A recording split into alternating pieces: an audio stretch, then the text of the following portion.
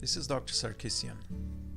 In this video, I will be demonstrating the basic principles how I performed a Crestal Sinus lift with PRF and simultaneous implant placement.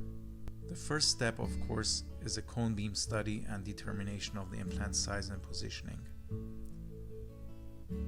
I also measure the exact length between the bone crest and entry point and sinus floor, because I will have to drill 1 millimeter short of that. Blood is drawn for the PRF Harvest.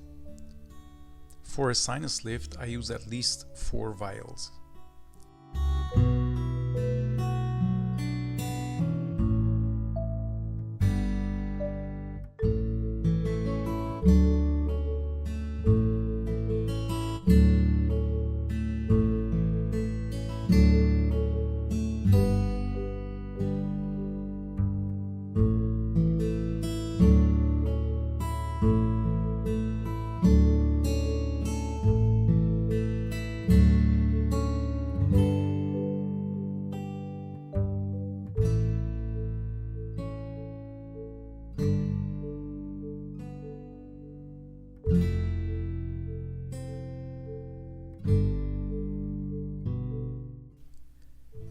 I extracted the tooth number 2, or in European numbering 1-7, almost a year ago with a ridge preservation graft.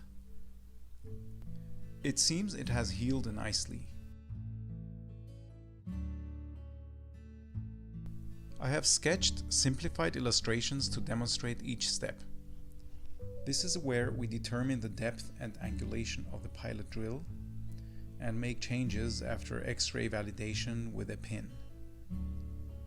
Once we are a millimeter short of the sinus floor, we progress with the osteotomy drills to size 4 millimeters, which is what my punch diameter is. The stop on the punching instrument is set and fixed at 3 millimeters longer than the actual bony osteotomy. And the patient is warned that the hammering will be uncomfortable. So now we have to make sure there is no membrane perforation. 1.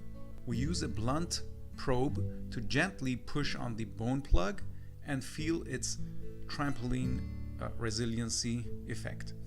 2. The next test is to pinch the nose of the patient and instruct to blow. If there is a perforation, bubbles of air will come out of the socket.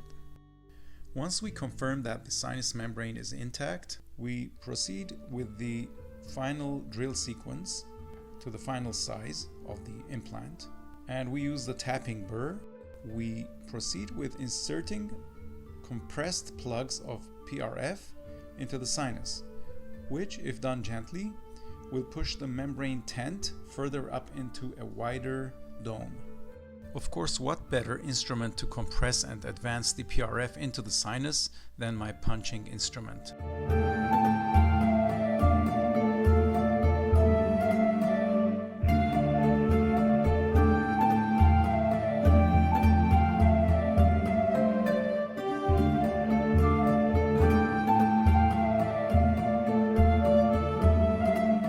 In this case, I am using a tapered 5.2 by 10 mm Zeramex XT implant, which is a Swiss manufactured and fully metal-free zirconia implant.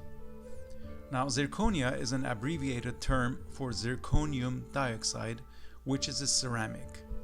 It is not a metal. This implant is a 2-piece system which is inserted within 1 to 2 millimeters of the bone crest.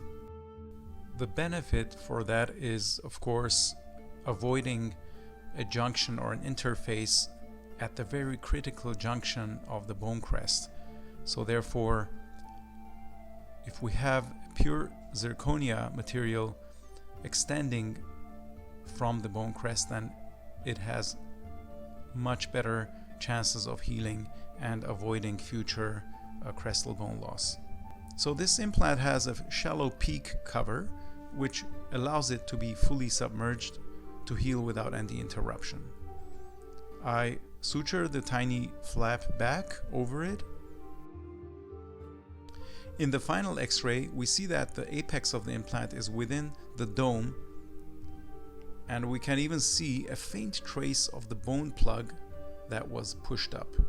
This implant will have to heal for at least 5 to 6 months, upon which I will use a laser to expose the implant and affix the abutment, which is likewise a zirconia metal-free abutment fixed with a carbon fiber screw. Thank you for listening.